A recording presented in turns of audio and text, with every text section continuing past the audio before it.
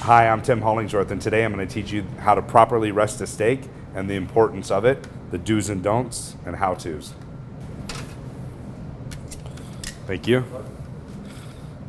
So I have a steak here. This one just came off the grill. This one's been resting for about 5 minutes, and this one's been resting for about 10 minutes.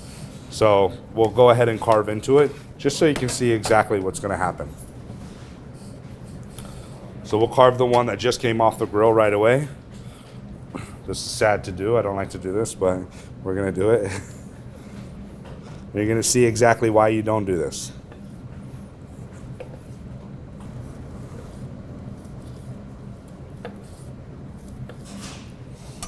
So as you're carving, you can see a couple of things. One, you can see all the juices on the bottom here, right? That's juice that you want it to retain in the meat. That juice is something that ultimately is really, really delicious. And if you don't have it, your steak is going to be a little bit dry.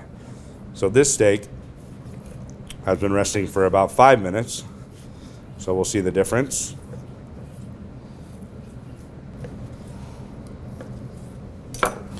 All right, so we still have a little bit of juices coming out. Not as bad.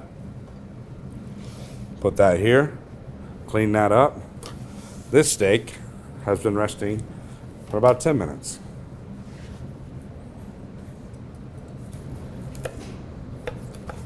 All right.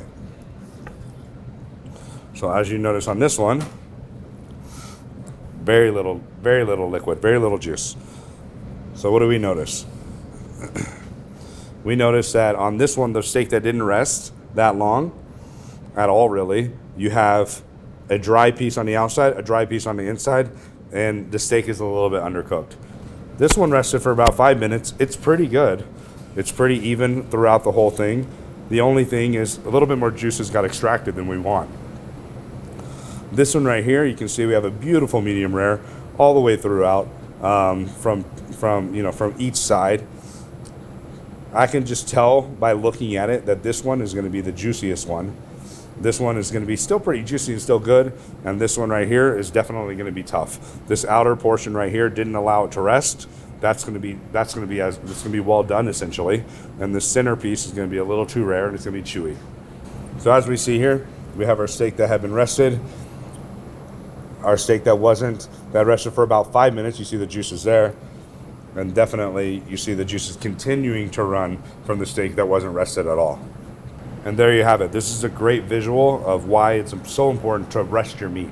Can't carve it immediately. You can't wait 5 minutes. You have to wait a little bit longer, 10 minutes. I think it's about half the time that the steak actually cooked. It's okay to let the steak actually come to room temperature and then bring it back up and then let it rest just a little bit longer and carve it. You really want to make sure that you let it rest.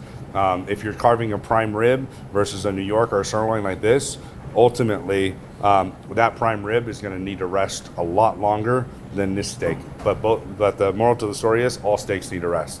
Thank you for watching.